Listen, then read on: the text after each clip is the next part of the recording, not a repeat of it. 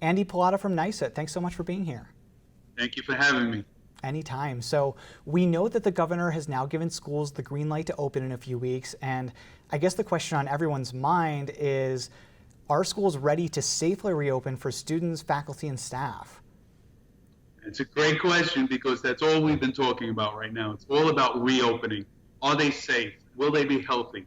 So we've come to a place now where we say the models that have been put forward are a hybrid model, a in-person model, or a totally remote model.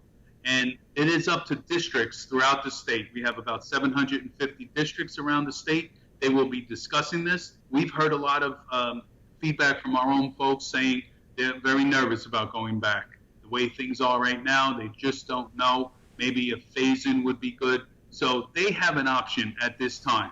They can see what they would like to do. And given that option, it's very good. Has the state, I know there are guidelines from the state education department and from the governor's task force on reopening.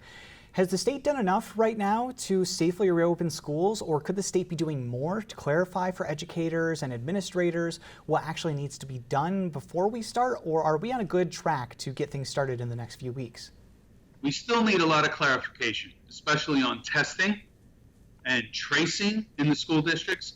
But one of the main concerns we have right now is that 127 school districts did not even respond to the need to present to the state a health and safety plan to come back to school. So if you have 127 that didn't even bother to respond, I have no confidence in what's coming from that district. And also there were 50 that were incomplete. So you're talking about close to 200 districts that are definitely in no shape, way, or form able to say, we're ready to come back. I imagine this has to be such a difficult decision for teachers because on one hand, you had remote learning go into effect in the spring, and at the time, teachers said, and I think rightly so, that remote learning just, it's not as good as in-person learning.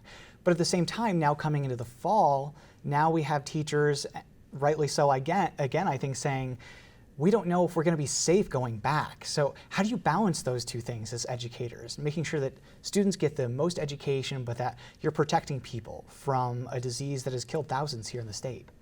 Right. So we have definitely heard their concerns. They want to go back. They do want to be with their children, their students. That's their goal. But they also want to be safe, and they want the children to be safe. So you try and balance this out.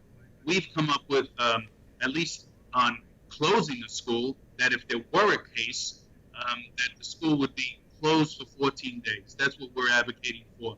But if the students, the parents, the educators are not comfortable going back, then they have that option now too, that they can start in a remote way.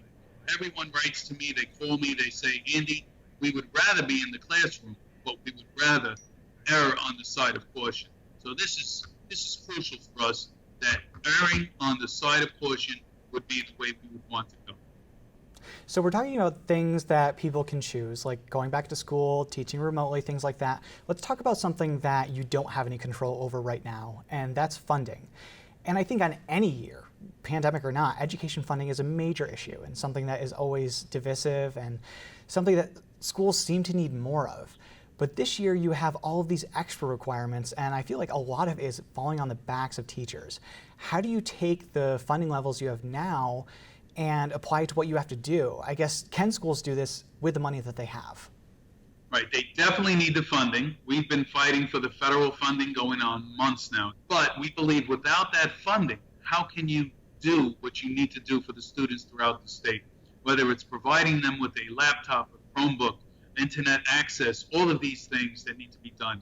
The social distancing, providing masks, because we're advocating that each child would have a mask on during instruction. I think that keeps us even safer. So the teacher would have a mask on, there would be social distancing. Some schools have opted for barriers also.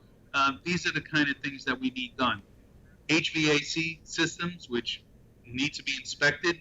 NYSUT is even working with CSEA to do workshops on taking a look at your HVAC system. So this is what we're at right now, what we're trying to accomplish in the next couple of weeks. All right, Andy Pilata from NYSUT, always great to talk to you. Thanks for being here this week. Seeing you too. Thank you.